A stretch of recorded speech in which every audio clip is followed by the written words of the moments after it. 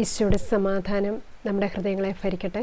നമ്മൾ കുറേ നാളുകളായിട്ട് വിക്ടബാൻ്റെ ആത്മീയ പ്രഭാഷണങ്ങൾ കേട്ടുവരികയായിരുന്നു. ഒരു സന്തോഷകരമായ കാര്യം നിങ്ങളെ അറിയിക്കുവാനായിട്ട് ആഗ്രഹിക്കുന്നു. ഏകദേശം 55ഓളം റെക്കോർഡ് ചെയ്യപ്പെട്ട വിക്ടബാൻ്റെ ടോക്കുകൾ നമുക്കുണ്ടായിരുന്നു. അവ എഴുതി സൂക്ഷിക്കപ്പെടുവാൻ ദൈവം അനുവദിച്ചു. ഡേറ്റുകൾ അനുസരിച്ച് 1 മുതൽ 8 വരെയുള്ള ബ്രദറിൻ്റെ പ്രഭാഷണങ്ങൾ എഴുതി ഒരു ബുക്ക് ആയി ശേഖരിക്കപ്പെടുവാൻ ദൈവം അനുവദിച്ചു. അതിൻ്റെ ബുക്ക് ഇന്ന് നമുക്ക് ഷോപ്പിൽ അവൈലബിളാണ്. ഷോപ്പിൻ്റെ ഡീറ്റെയിൽ എല്ലാം നമുക്ക് ഡിസ്ക്രിപ്ഷനിൽ ഉണ്ടായിരിക്കുന്നതാണ്. ഏകദേശം ആദ്യത്തെ ഒരു 8 ടോക്കുകൾ വിശുദ്ധിയെക്കുറിച്ചാണ്. വിക്ടബാൻ്റെ ക്ലാസ്സുകൾ കേട്ടിട്ടുള്ളവർക്ക് അറിയാം. അദ്ദേഹത്തിൻ്റെ ക്ലാസ്സിൻ്റെ പ്രാധാന്യം ഓരോ സ്ഥലത്ത് ചെല്ലുമ്പോഴും അവിടെയുള്ള ജനത്തിൻ്റെ ആത്മാവിന് ആവശ്യമായ ആത്മീയ പ്രഭാഷണങ്ങളാണ് അദ്ദേഹം നടത്തുന്നത്. അതുകൊണ്ട് അദ്ദേഹത്തിൻ്റെ ടോക്കുകളിൽ പ്രത്യേക സബ്ജക്റ്റുകളില്ല. എങ്കിലും ഏറ്റവും കൂടുതൽ വിശുദ്ധിയെക്കുറിച്ച് പറഞ്ഞിരിക്കുന്ന ഒരു പ്രഭാഷണമാണ് 1 മുതൽ 8 വരെയുള്ള ടോക്കുകളിൽ ഉൾപ്പെടുത്തിയിരിക്കുന്നത്. അപ്പം നമുക്കിത് വീട്ടിൽ സൂക്ഷിക്കുമ്പോഴും നമ്മളിത് വായിക്കുമ്പോൾ അതേ കാലത്തിലേക്ക് നമുക്ക് പോകുന്നതിനും അതുപോലെ ആ വചനത്തിൻ്റെ കൃപയിലേക്ക് നമുക്ക് പ്രവേശിക്കുന്നതിന് സാധിക്കും. എങ്ങനെയാണ് 4 വർഷം കൊണ്ട് നമുക്ക് ഈശോയിൽ വളരുവാൻ സാധിക്കുന്നത്? 8 കാര്യങ്ങളാണ് ഇതിൽ പ്രധാനമായിട്ട്. ദൈവവചനത്തിൻ്റെ ശക്തി, മനുഷ്യൻ എന്താകുന്നു, ആത്മീയ ജീവിതത്തിൻ്റെ അടിസ്ഥാനം, വിശുദ്ധി, ജഡീകരും ആത്മീയരും തമ്മിലുള്ള വ്യത്യാസം, പരിശുദ്ധ മറിയത്തിൽ ദൈവിക ശക്തി ആവസിച്ചു, യേശുവിൻ്റെ രഹസ്യം ദൈവമാണ്, 4 വർഷത്തിൻ്റെ പ്രാധാന്യം. 8 ടോക്കുകളാണ് നമ്മളിതിൽ ഉൾക്കൊള്ളിച്ചിരിക്കുന്നത്.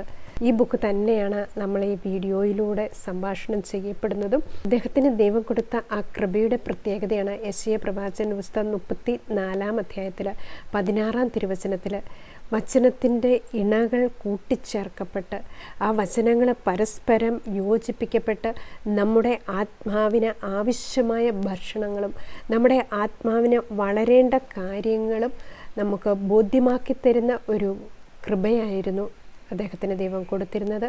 അതുപോലെ തന്നെ അദ്ദേഹത്തിൻ്റെ മരണത്തിന് മുൻപ് എപ്പോഴും നമ്മെ ഓർമ്മിപ്പിച്ചിരുന്ന ഒരു വചനമുണ്ടായിരുന്നു. 2 പത്രോസ് 1-ാം അധ്യായത്തിൽ 12-ാം തിരുവചനത്തിൽ, നിങ്ങൾ ഇക്കാര്യങ്ങൾ അറിയുകയും നിങ്ങൾക്ക് ലഭിച്ചിരിക്കുന്ന സത്യത്തിൽ ഉറച്ചു നിൽക്കുകയും ചെയ്യുന്നുവെങ്കിൽ അവയെക്കുറിച്ച് എപ്പോഴും നിങ്ങളെ ഞാൻ ഓർമ്മിപ്പിച്ചുകൊണ്ടിരിക്കും. ഞാൻ ഈ കൂടാരത്തിൽ ആയിരിക്കുന്നിടത്തോളം കാലം ഓർമ്മപ്പെടുത്തൽ വഴി നിങ്ങളെ ഉണർത്തുന്നത് ഉചിതമാണെന്ന് കരുതുന്നു. എന്തെന്നാൽ നമ്മുടെ കർത്താവായ യേശുക്രിസ്തു എനിക്ക് വെളിപ്പെടുത്തി തന്നിട്ടുള്ളതുപോലെ കൂടാരത്തിൽ നിന്നുള്ള എൻ്റെ വേർപാടിൻ്റെ സമയം അടുത്തിരിക്കുന്നു.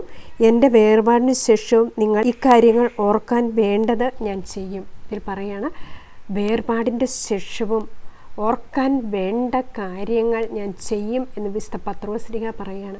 വിക്ടബാൻ്റെ മരണത്തിന് മുമ്പും അദ്ദേഹം എപ്പോഴും തൻ്റെ ശിഷ്യരെ ഓർമ്മിപ്പിച്ചുകൊണ്ടിരുന്ന ഒരു കാര്യമാണ്.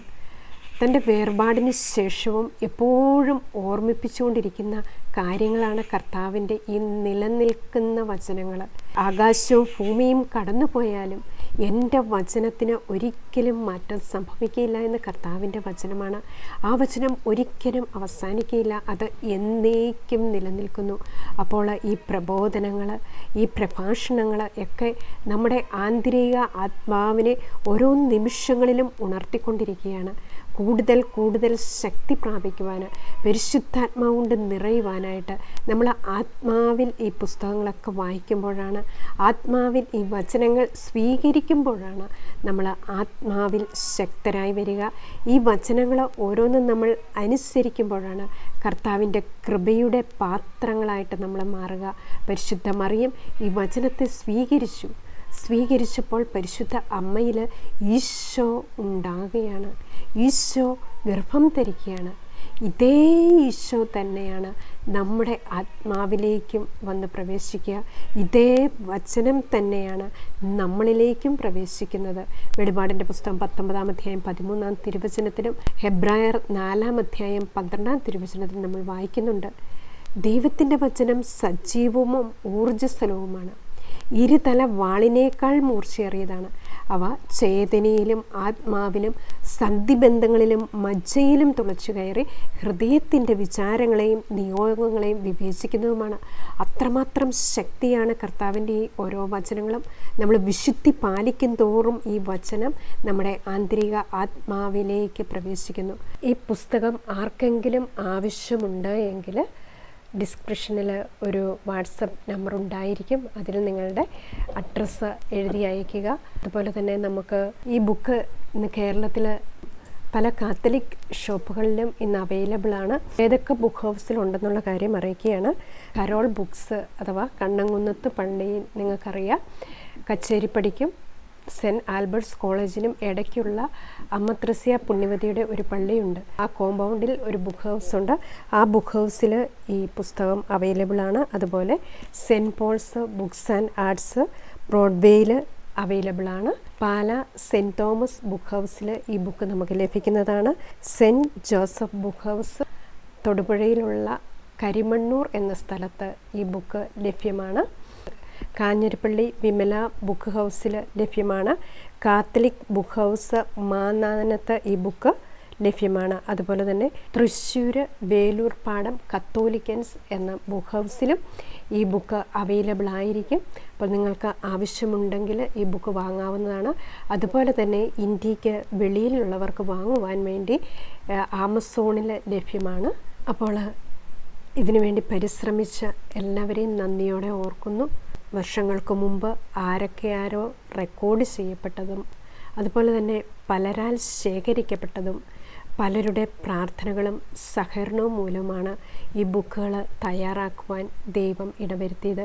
അവരെല്ലാം നന്ദിയോടെ ഓർക്കുന്നു. അതുപോലെ തന്നെ വിക്ടബാറിൻ്റെ രൂപതാധ്യക്ഷനായ ബഹുമാനപ്പെട്ട റവറൻ ഡോക്ടർ ജെയിംസ് ആനാമ്പർപ്പി പിതാവിനെയും നന്ദിയോടെ ഓർക്കുന്നു. അതുപോലെ ഇതിനുവേണ്ടി കൂടുതൽ പരിശ്രമിച്ച ബഹുമാനപ്പെട്ട ഫാദർ ബെർണാർഡോ OSAയും ഞങ്ങൾ നന്ദിയോടെ ഓർക്കുന്നു. എല്ലാറ്റിനുമുപരി സർവശക്തനായ ദൈവത്തിന് നന്ദി അർപ്പിച്ചുകൊണ്ട് ഈശോ മിശിഹായുടെ വാഗ്ദാനങ്ങൾക്ക് ഞങ്ങൾ യോഗ്യരാകുവാൻ സർവീസിൻ്റെ പരിശുദ്ധ ദൈവമാതാവേ ഞങ്ങൾക്ക് വേണ്ടി അപേക്ഷിക്കണമേ. ആമേൻ.